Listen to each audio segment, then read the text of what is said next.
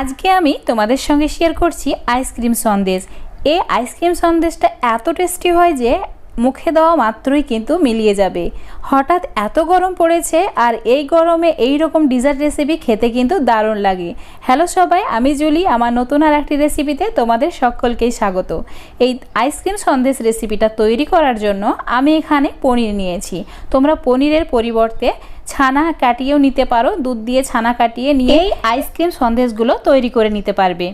তো প্রথমে পনিরের টুকরো করে নিয়েছি আমি। একদম ভালো করে হাত দিয়ে এইভাবে ম্যাশ করে নিতে হবে। যতটা পারবে ভালো করে কিন্তু হাত দিয়ে ম্যাশ করে নেবে।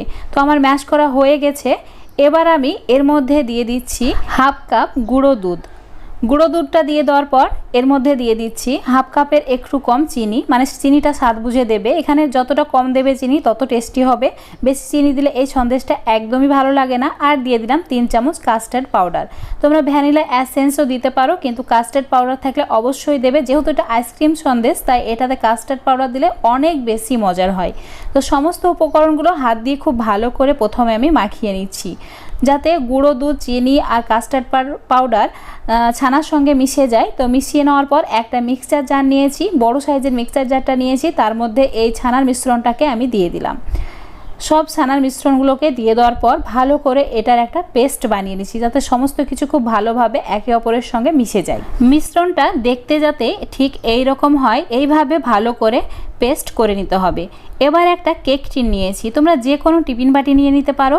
তার মধ্যে বাটার পেপার দিয়েছি আর অল্প পরিমাণে সাদা তেল ব্রাশ করে নিয়েছি। বাটার পেপার দিলে এটা ডিমোল্ড করতে অনেক সুবিধা হয়। এবার আমি মিশ্রণটা কেক টিনের মধ্যে দিয়ে দিচ্ছি। কেক টিনের মধ্যে মিশ্রণটা দিয়ে হাত দিয়ে খুব ভালো করে ট্যাপ ট্যাপ করে নিলে এটা ভেতরে কোনো রকম ফাঁকা অংশ থাকে না, খুব ভালোভাবে কিন্তু এটা সেট হয়ে যাবে। তো এটাকে চামচ দিয়ে প্রথমে ভালো করে ওপরটা সেট করেছি, তারপর এভাবে একটু নাড়িয়ে নিয়ে ভেতরটাও কিন্তু ভালো করে সেট করে নিয়েছি। এবার আমি এর উপরে অল্প পরিমাণে চেরি আর পেস্তা দিয়ে ডেকোরেট করে নিচ্ছি। তোমাদের ইচ্ছা মতো ফ্রুটস দিয়ে, মানে ড্রাই ফ্রুটস দিয়ে এখানে ডেকোরেট করে নেবে। এতে দেখতে অনেক বেশি সুন্দর লাগে আর খেতেও কিন্তু দারুণ টেস্টি লাগে। এবার আমি এটাকে ভাপিয়ে নেব। এটা আমার রেডি হয়ে গেছে। তো ভাপিয়ে নেওয়ার জন্য আমি গ্যাসের চুলার মধ্যে কড়াই বসিয়ে নিয়েছি, তাতে পানি দিয়েছি আর একটা স্ট্যান্ড বসিয়ে নিলাম। গ্যাসের ফ্লেমটা অন করে দিয়ে কেক টিনটাকে স্ট্যান্ডের ওপরে বসিয়ে ঢাকা দিয়ে দিলাম। আর ঢাকনার মধ্যে যদি ছিদ্র থাকে তাহলে কাগজ দিয়ে এভাবে বন্ধ করে দিতে হবে। এবার 25 মিনিট খুব ভালোভাবে এটাকে ভাপিয়ে নিয়েছি। 25 মিনিট পর তোমাদের দেখাচ্ছি এটা কিন্তু সম্পূর্ণ আমার রেডি হয়ে গেছে। এটা প্রথমে নর্মাল রুম টেম্পারেচারে ঠান্ডা করে নিয়েছি, তারপর 1 ঘন্টা ডিপ ফ্রিজে রেখেছিলাম। আইসক্রিম সন্দেশটা যেহেতু এটা একদম ঠান্ডা খেতে হয় বা ঠান্ডা খেতে অনেক বেশি মজার লাগে, তাই আমি এটা ডিপ ফ্রিজে রেখেছি। আর এটা পুরোপুরি কিন্তু সেট হয়ে গেছে। দেখতেই পাচ্ছ কত সুন্দর হয়েছে, একদম দেখেই কিন্তু মুখের মধ্যে পানি চলে আসছে। এতটাই টেস্টি হয়েছে এই রেসিপিটা। এখন এটাকে আমি কেটে নিচ্ছি। তো প্রথমে আমি তোমাদের লম্বা করে কেটে নিয়ে দেখাচ্ছি ভিতরটা কতটা সুন্দর হয়েছে, একদম জালিদার।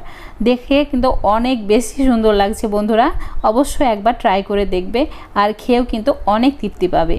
এখন আমি এগুলো ছোট ছোট সন্দেশের মতো টুকরো করে নিচ্ছি। যেহেতু এটা আইসক্রিম সন্দেশ তাই আমি সন্দেশের মতো টুকরো করে নিয়েছি। তোমরা তোমাদের ইচ্ছা মতো এখানে শেপ দিতে পারো। আজকের রেসিপিটা যদি তোমাদের ভালো লেগে থাকে অবশ্যই একটা লাইক করে দেবে, কমেন্ট করতে একদমই ভুলো না। রেসিপিটা যদি ফেসবুক পেজ থেকে দেখো পেজটাকে ফলো করে নেবে, ইউটিউব থেকে দেখবে চ্যানেলটাকে সাবস্ক্রাইব করে রাখবে। তো বন্ধুরা দেখতেই পাচ্ছ সন্দেশটা কত সুন্দর হয়েছে। এই সন্দেশ আইসক্রিমটা অবশ্যই একবার ট্রাই করে দেখবে। আজ এই পর্যন্ত, আবারও তোমাদের সঙ্গে দেখা হবে নতুন কোনো রেসিপি নিয়ে।